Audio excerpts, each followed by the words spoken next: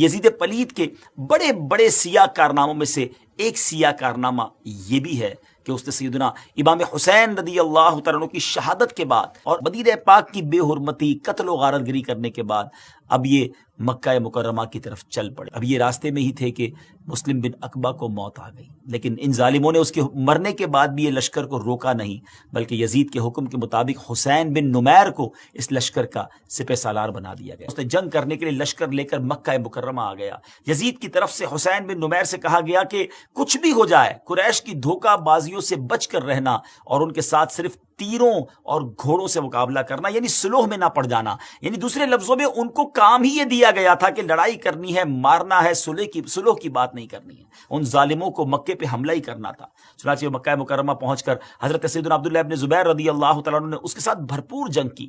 حسین بن نمیر کے لشکر نے مکے کا محاصرہ کر لیا اور عبداللہ ابن زبیر رضی اللہ تعالیٰ عنہ نے مسجد الحرام میں پناہ لی تھی اور اس نے حملہ کیا۔ منجنیق جو ہوتی تھی، یعنی جس سے غلیل کی طرح بڑے بڑے پتھر پھینکے جاتے تھے، انہوں نے آگ کے تیر بھی پھینکے۔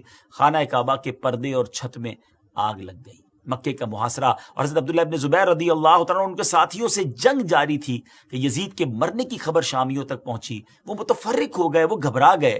حسین بن نمیر بھی بھاگ نکلا۔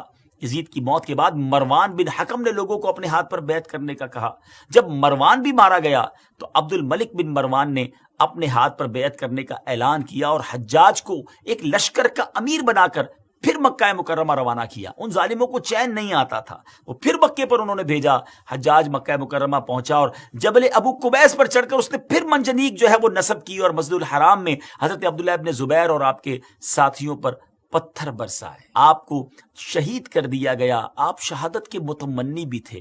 آپ کے دل میں یوں سمجھیے کہ شہادت کا جو شوق تھا وہ موجیں مارتا تھا۔ آپ نے اپنے ساتھیوں کو یہ کہہ دیا تھا کہ ہتھیار ڈالنے نہیں ہیں، جان جاتی ہے تو چلے جائے، کعبے کی حفاظت کرنی ہے اور ان باطلوں کے آگے جو ہے وہ سر نہیں جھکانا ہے، ان کے ہاتھ پر بیعت نہیں کرنی ہے۔ سیدی اعلیٰ حضرت کے ایک شعر پر اختتام کروں گا۔ وہ فرماتے ہیں کہ کروں مدح اہل دول رضا، پڑے اس بلا میں میری بلا، میں گدا ہوں اپنے قریب کا، میرا دین پارائے نہ نہیں۔ ہمارا دین روٹی کا ٹکڑا نہیں ہے کہ اس کو سیل کرتے رہیں، اس پہ کمپرومائز کرتے رہیں، جیسا دیس ویسا بھیس۔ یہ عجیب سا جملہ ہے۔